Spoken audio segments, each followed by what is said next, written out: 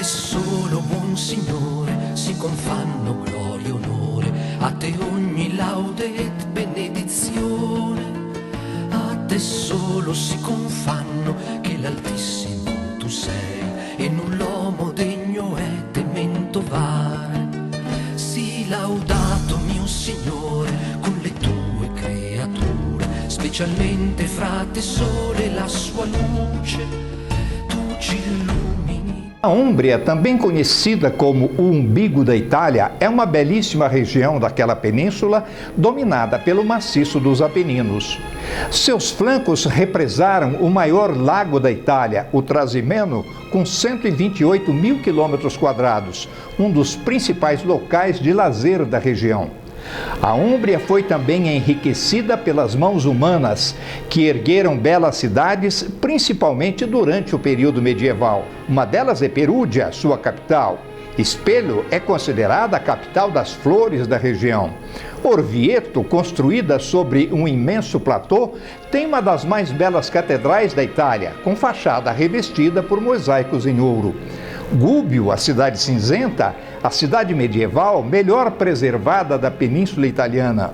Spoleto, Norcia e tantas outras fazem da Úmbria uma das mais belas regiões da Itália. Porém, nenhuma cidade da Úmbria reúne mais apelo popular que Assisi, uma cidade de 25 mil habitantes erguida nas encostas do Monte Subásio. De longa distância, Assisi já chama a atenção do viajante, principalmente através da portentosa Basílica de São Francisco, erguida na região oeste da cidade. Os primeiros assentamentos humanos nessa face do Monte Subásio surgiram 1000 anos antes de Cristo. Eram os úmbrios que se aglomeravam nos pontos mais altos das elevações rochosas. Foram dominados pelos etruscos e estes, posteriormente, pelos romanos já no ano 295 a.C.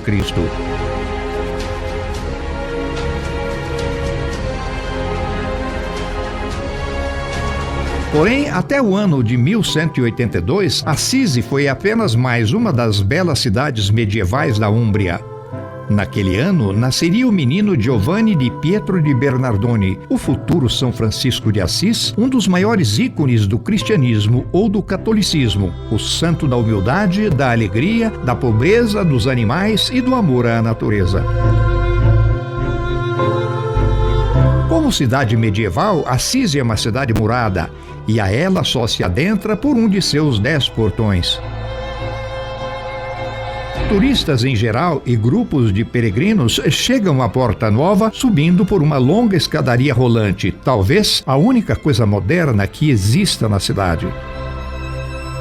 A Porta Nova é a mais oriental das portas de entrada à cidade e, como as demais, foi erguida na segunda metade do século XIII. E também, como as demais, é construída em arco romano utilizando pedras claras da localidade. Segue-se uma longa alameda, a Via Borgo di Aretino, entre construções erguidas com o mesmo material, as pedras claras que formam o Monte Subásio. Tal alameda termina em outra porta, que delimita o final da Praça de Santa Clara, onde se ergue a basílica a esta santa dedicada. A Basílica de Santa Clara de Assisi é o primeiro ponto sacro da cidade.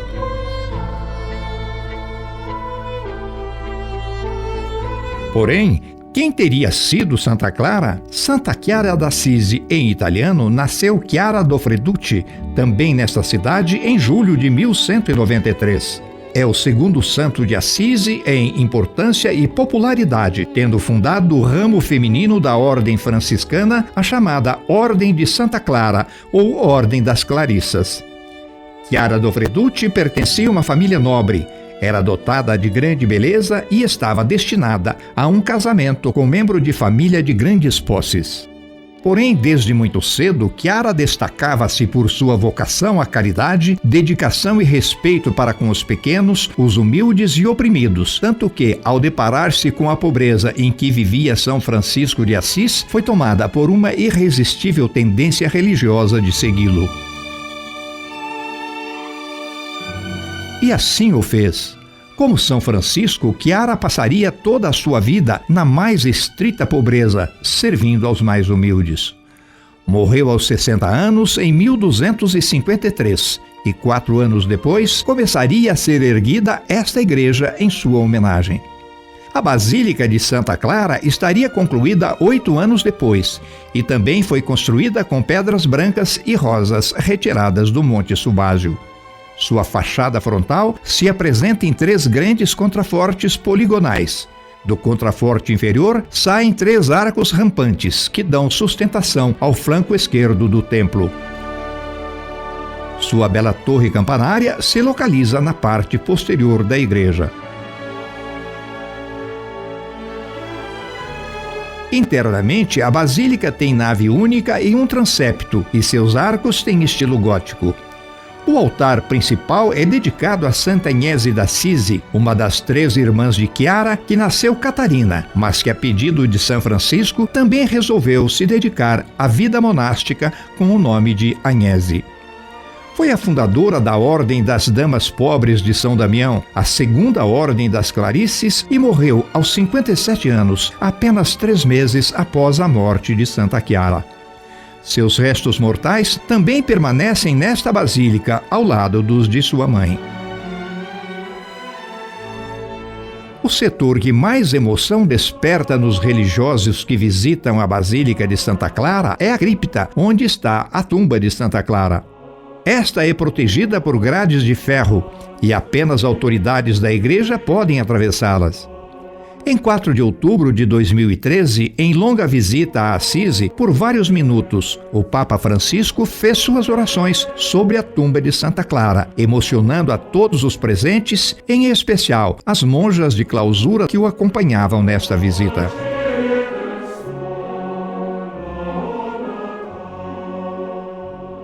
A Piazza Santa Chiara, em fins de semana, é o local em que ocorrem as grandes feiras da cidade e, em tempos muito remotos, foi ocupada por outra igreja, a Igreja de San Giorgio, que até 1230 manteve os restos mortais de São Francisco, hoje na basílica a ele destinado, na outra extremidade da cidade.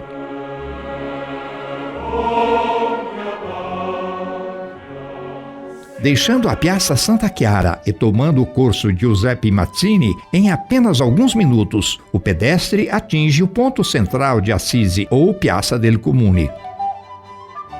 Assisi é reconhecida como a capital mundial da paz, verdadeiro ponto de referência para os peregrinos e religiosos de várias partes do mundo. É referência quando se fala de paz, de direitos humanos, respeito pela natureza e integração entre pessoas do mundo todo.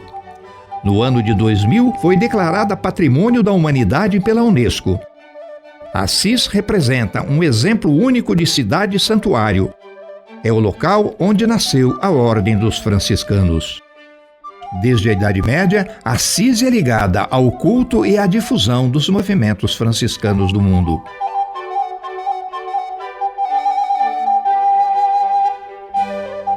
A Piazza del Comune sempre foi o espaço dedicado às atividades culturais, sociais e políticas. Aqui estão os principais palácios da cidade. No lado norte estão o Palácio del Capitano del Popolo e sua torre chamada a Torre do Povo e o Tempio de Minerva. No lado sul, o Palácio dei Priori. Na Idade Média, em algumas comunas da Itália, os priores eram um tipo de conselho do governo da cidade. E a partir de 1320, este palácio funcionou como um centro de documentação da atividade dos priores de Assisi. A partir de 1468, funcionou também como casa de penhores da cidade. Seu andar superior era destinado à residência dos priores. Atualmente é a sede do governo municipal, uma espécie de prefeitura, além de agência oficial de turismo de Assisi. No lado oposto da praça sobressai o Palácio del Capitano del Popolo. Capitano del Popolo, ou Capitão do Povo, era a principal figura política da administração das cidades em uso na Itália medieval, instituída para distribuir a autoridade na cidade e região. Cada cidade tinha o seu Capitano del Popolo. Em Assisi, esta autoridade foi instituída em 1275 e o edifício foi construído em 1282 para a posse do capitão Guido de Rossi, vindo de Firenze. Bandeiras da cidade, da Itália e da Comunidade Europeia indicam que até hoje o belo edifício tem funções público-administrativas. O Palácio do Capitão do Povo é dotado de uma torre de 47 metros de altura, erguida para a observação e domínio do capitão sobre a cidade. Construída em estilo românico, a bela torre pode ser vista à distância de todo o centro histórico de Assisi.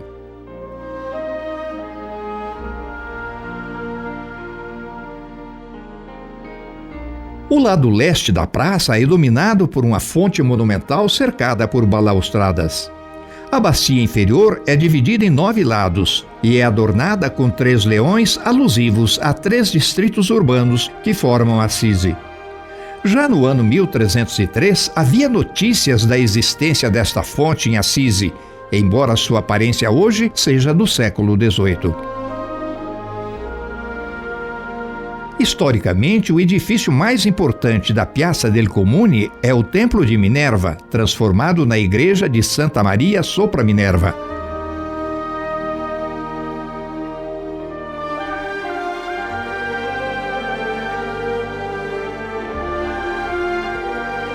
É um edifício românico da era republicana, preservando intactas por mais de 2000 anos, sua fachada com as 6 colunas coríntias.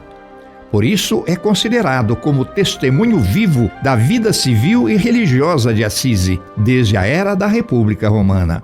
Em frente às suas colunas eram executados os mártires dos cristãos pelos romanos.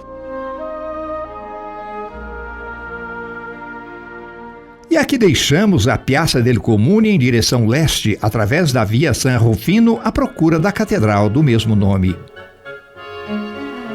É um setor muito representativo da cidade no aspecto arquitetônico. Edifícios com, no máximo, 4 pavimentos, construídos em pedras brancas, praticamente o único material que se utilizou para o erguimento de Assisi. Graciosos becos cobertos por arcadas romanas. Pequenos restaurantes com mesas nas calçadas e o carinho pelas flores. Casas milenares na objetiva do visitante, como se tivéssemos feito um mergulho no tempo e voltado a um passado remoto.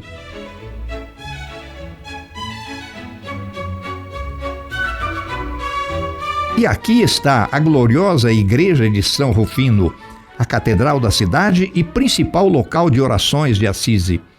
Seu estilo é definido como romanesco umbriano, muito comum nas igrejas da Úmbria do século XII, que mistura o românico com alguns detalhes do gótico, como arcos e rosáceas.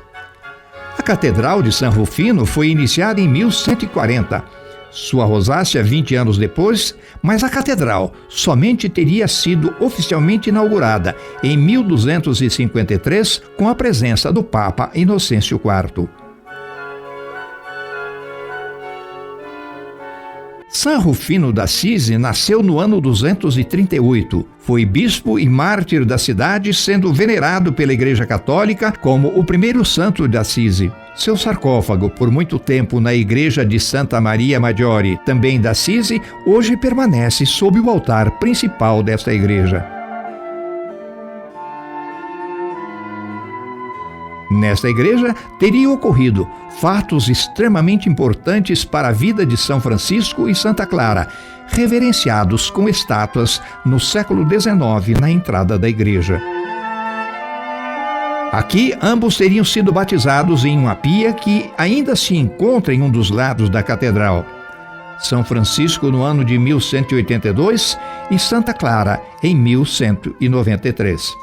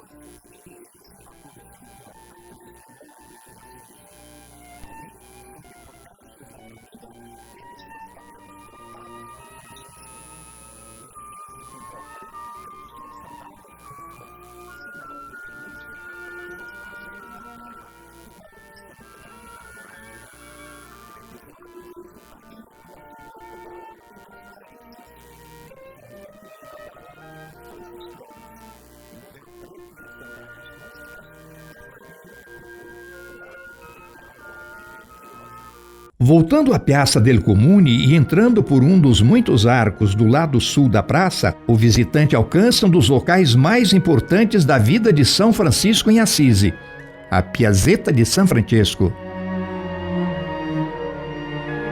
Nela há uma bela estátua em bronze representando os pais de Francisco e uma pequena, mas bela igreja em estilo barroco, a Chiesa Nuova. Esta é de 1610, mas foi construída em substituição a outra menor de 1398. Nesta casa, sob a Chiesa Nova, nasceu Il Poverello d'Assisi, como ficou conhecido, o santo dos pobres e humildes, e aqui viveu com seus pais até os 24 anos.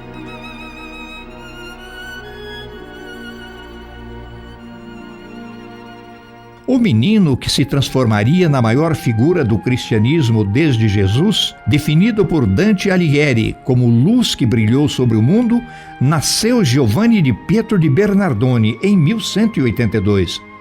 Era filho de Pietro Bernardoni, rico comerciante de tecido, e de Dona Pica Bourlemont, de ascendência nobre francesa. Foi batizado pela mãe como Giovanni di Pietro, enquanto seu pai trabalhava na região da Provence, no sul da França.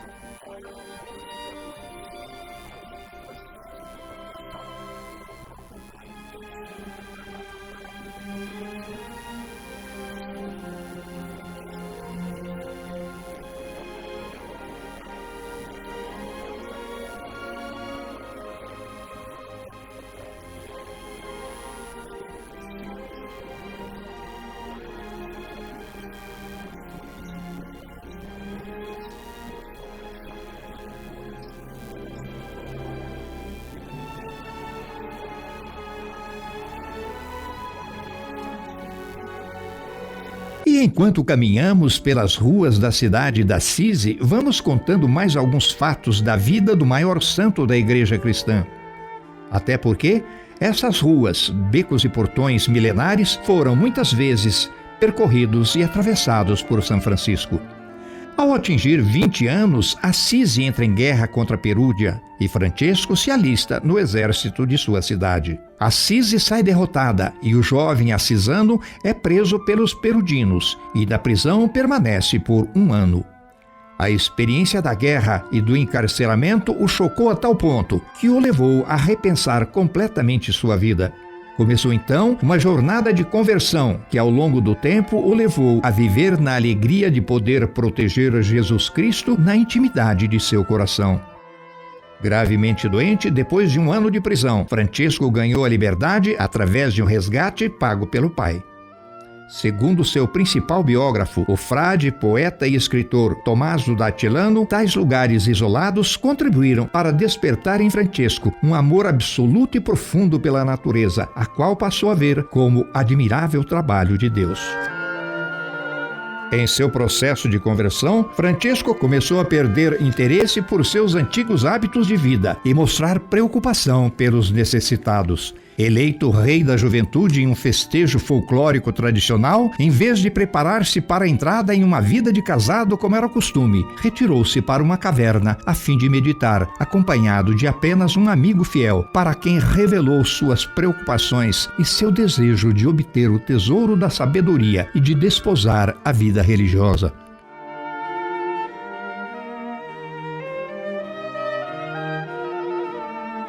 E as meditações em cavernas do Monte Subásio se tornaram recorrentes na vida de Francesco d'Assisi e outros jovens que passaram a segui-lo.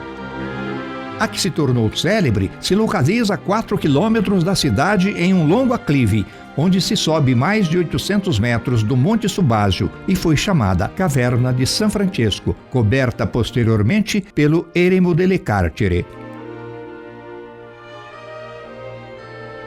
Aqui, com o costado na pedra dura e gelada, São Francisco passava muitas horas do dia e da noite meditando e orando.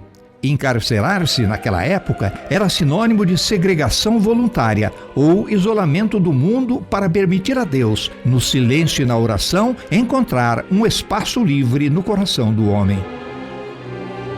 Referindo-se à caverna, Francisco revelava ter encontrado um tesouro grande e precioso, onde implorava devotamente a Deus, eterno e verdadeiro, que lhe mostrasse o seu caminho e o ensinasse a cumprir sua vontade.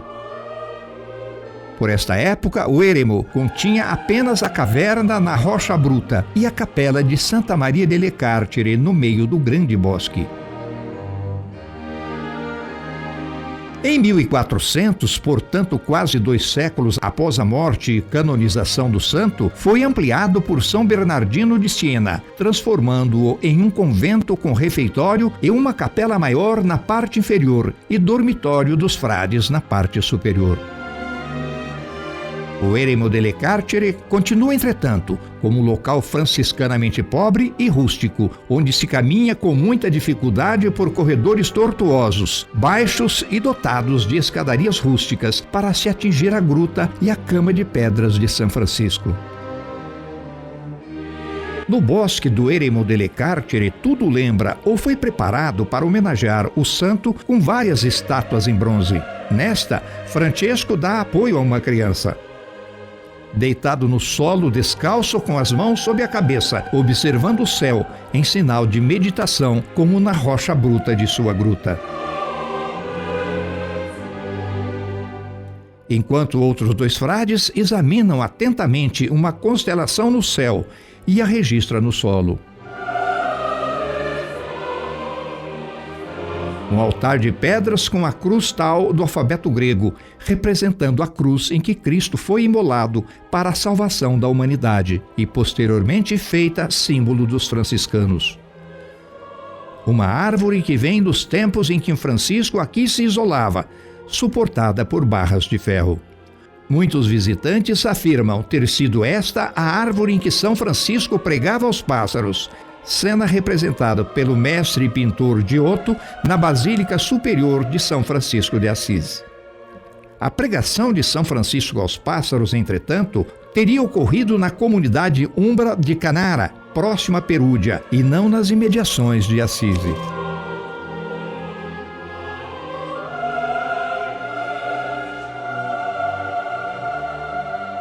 O Eremo delle Carcere permanece hoje como um local de simplicidade e de silêncio, de encontro consigo mesmo e com o Criador, para que cada homem e cada mulher possa repetir as frases de São Francisco. Te adoramos, Senhor Jesus Cristo, em todas as tuas igrejas de todo o mundo. Te bendizemos, porque com sua Santa Cruz redimiu o mundo.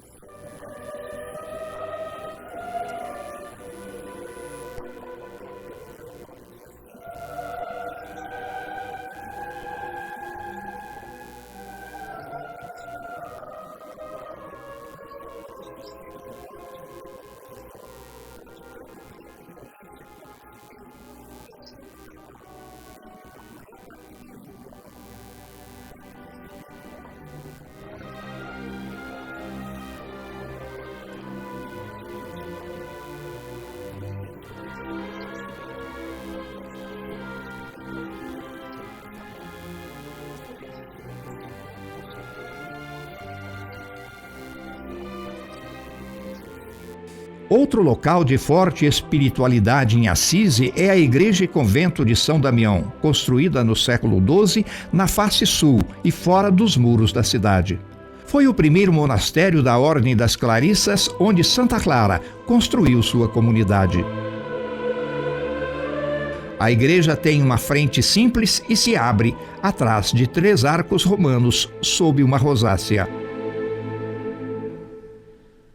Apresenta uma espécie de antessala com assentos para fiéis descansarem antes de ter acesso ao seu interior.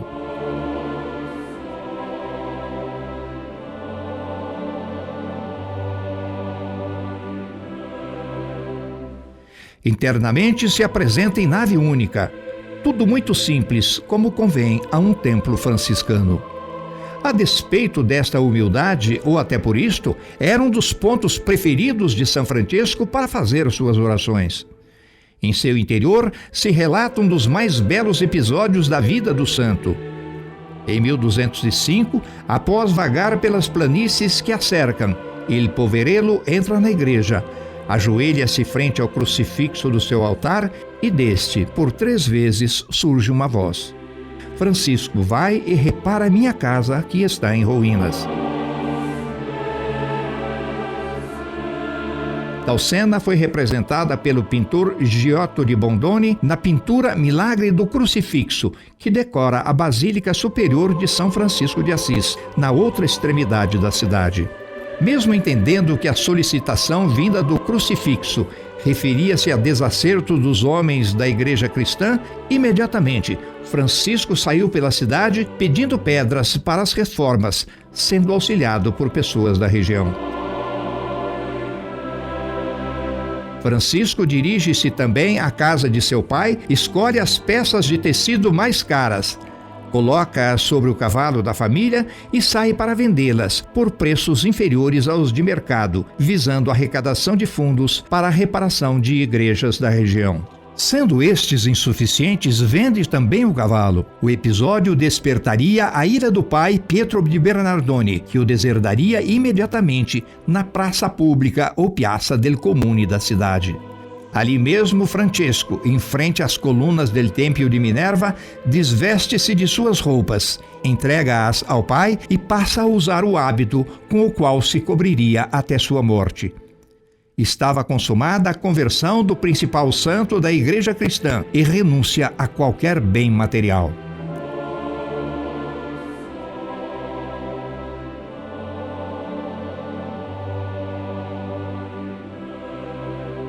Hoje, o crucifixo que se encontra no altar da igreja de São Damião é uma representação do original. Este foi levado pelas irmãs Clarices para a Basílica de Santa Chiara.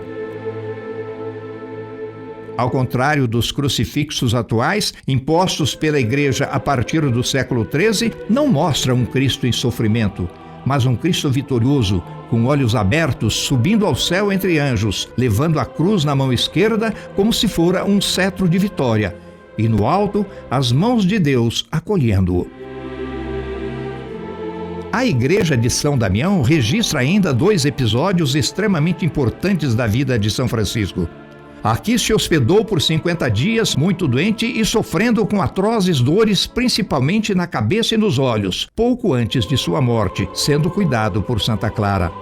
Durante aquele período, compôs a sua peça literária mais importante, Il Cantico delle Creature, uma verdadeira ode à natureza, ao sol de onde provém a luz, à lua e a outros entes naturais. No inverno de 1206, São Francisco partiu para Gúbio, na época a mais poderosa cidade da Úmbria, talvez a mais bem preservada cidade medieval de toda a Itália até os dias atuais. Iria rever amigos, entre eles Frederico Spadalonga, companheiro de cela na prisão de Perúdia, e este o acolheu em sua casa. Spadalonga residia onde hoje se ergue a Basílica de São Francisco de Gúbio. Diz a história que por esta época um lobo feroz atacava e devorava outros animais e até homens da cidade. São Francisco teria ido ao seu encontro e o domesticado. Ao animal teria pedido que não mais atacasse pessoas e animais da região e teria casa para morar e alimentação farta até o final da vida. E assim se fez. A fera teria morrido com idade avançada, sem mais danos aos moradores de Gúbio. O episódio é lembrado pelo erguimento de uma estátua do santo cuidando da fera, a poucos metros da casa de Spadalonga, que o hospedou e que cedeu espaço para a construção da Basílica de São Francisco daquela cidade. Deixando Assis em automóvel, após percorrer 4 quilômetros através da planície em direção sul, o visitante vai alcançar um povoado com aproximadamente 7.000 habitantes e que se chama Santa Maria degli Angeli. Este é o mesmo nome de uma basílica ali construída no século XVI, sobre uma pequena capela chamada Portiúncula, para a ela proteger e permitir sua veneração. Portiúncula é uma das palavras mais expressivas e mais significativas dentro da biografia de São Francisco de Assis. Segundo a tradição, a Portiúncula foi construída no século IV por eremitas provenientes da Palestina. Esta pequena capela é o lugar mais sagrado da Ordem Franciscana, que nasceu de reuniões do santo com seus seguidores em seu interior.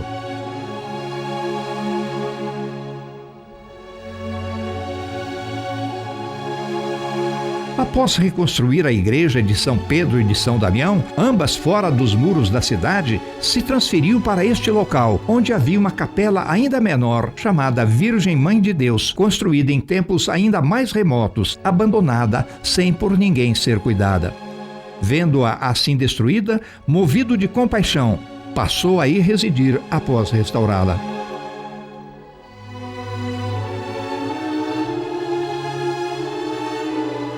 Decorria aí o 3º ano de sua conversão, e a Portiúncula foi a 3ª igreja restaurada pelo santo.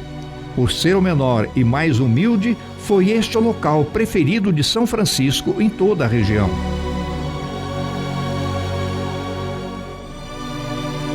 Aqui cortou os cabelos de Santa Clara, consagrando-a ao mundo monástico.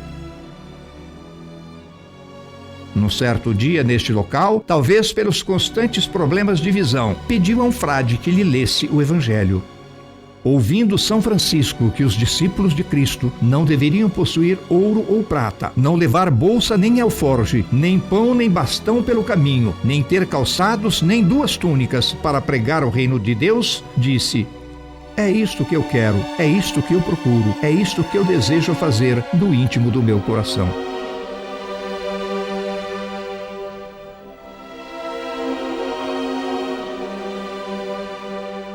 Além da igreja do Eremo delle Carcere, igreja de São Damião e da Portiúncula, também o santuário do Monte Alverne é citado como um dos locais prediletos de Il Poverello para retiro, meditações e orações. Tal área, localizada na província de Arezzo, lhe fora doada por um nobre local e, em 1218, receberia a capela de Nossa Senhora dos Anjos.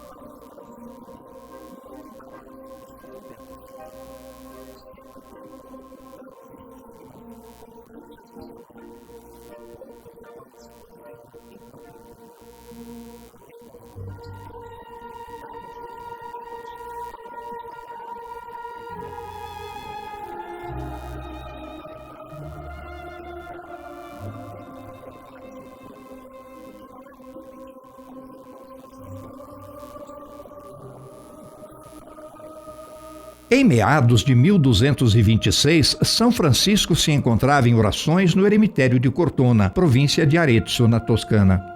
Estava quase cego, suas dores de cabeça eram terríveis. Sentiu que se aproximava o fim de sua vida aqui na terra. Francisco pediu que o conduzissem a Santa Maria dos Anjos da Portiúncula, a fim de exalar o último suspiro naquele local onde, anos antes, recebera tão abundantemente os dons espirituais. Foi despedir-se de Santa Clara e das irmãs em São Damião e voltou a Portiúncula. Deu instruções para ser sepultado nu e, no pôr do sol de 3 de outubro de 1226, depois de ler algumas passagens do Evangelho, faleceu tranquilo, rodeado de seus companheiros, nobres amigos e outras personalidades.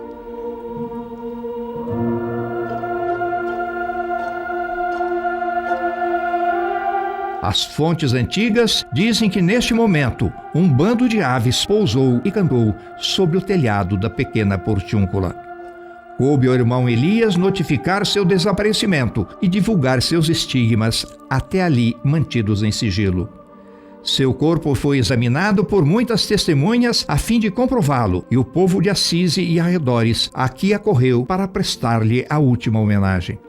Francisco foi sepultado na igreja de São Jorge, demolida para dar espaço à construção da Basílica de Santa Clara. Foi canonizado pelo Papa Gregório IX em 16 de julho de 1228, em uma das mais esplêndidas e emocionantes solenidades da Igreja de Cristo em todos os tempos.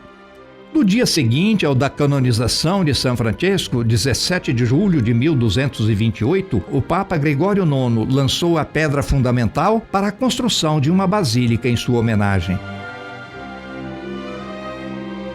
Seria construída em uma colina a oeste da cidade, local conhecida como Colina do Inferno, onde os criminosos eram executados, e hoje chamada Colina do Paraíso.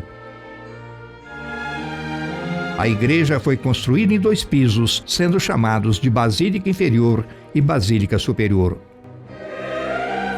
A Basílica Superior foi concluída em 1253, mais de 20 anos após o término da Inferior. Esta foi muito importante para a difusão do estilo gótico na cidade. As paredes internas da igreja são cobertas por afrescos de grande valor artístico, atribuídos a Cimabue e Giotto, e representam o Novo e o Antigo Testamento, Atos dos Apóstolos e a história da vida de São Francisco, estes atribuídos ao mestre Giotto da Bondone, que teria vivido entre 1267 e 1337.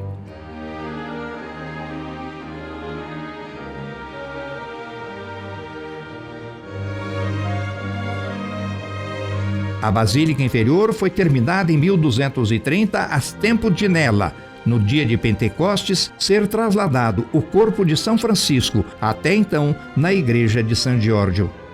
Foi construída em forma de cruz egípcia que lembra a letra T, por não possuir o braço vertical superior, o que também lembra o símbolo da ordem franciscana. Internamente, mostra lindos arcos góticos e belas abóbadas, além de afrescos de Cimabue e Giotto. Além de conhecer sua arquitetura e as obras de arte contidas no seu interior, o cristão fervoroso que visita a Basílica de São Francisco traz na mente e no coração o desejo infinito de se aproximar, orar e tocar o túmulo que guarda os restos mortais do maior de todos os santos. Em 25 de março de 2015, em cerimônia simples, discreta e rara, realizada apenas 4 vezes em 8 séculos de história, tal túmulo foi aberto frente às câmeras da TV SEI, Conferência Episcopal Italiana, para reconhecimento do corpo do santo.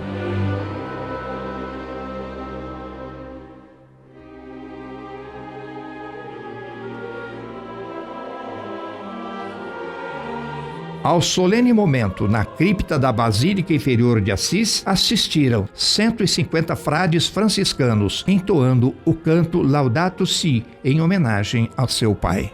Altissimo, onnipotente, buon Signore, tue sole laude, la gloria e l'onore, et ogni benedizione. Ad te solo, Altissimo, se confano, et null'uomo e ne digno temen tovare. Laudato sia, mi Signore, come tutte le tue creature, specialmente messor lo frate sole, lo quale giorno et allumini noi per lui, et ello è bello e radiante come un grande splendore. De te, Altissimo, porta significazione.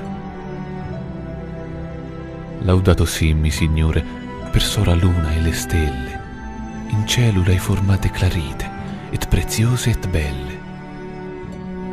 Laudato simmi, Signore, per frate vento, et per aere et nubilo, et sereno et onne tempo, per lo quale alle tue creature dai sostentamento.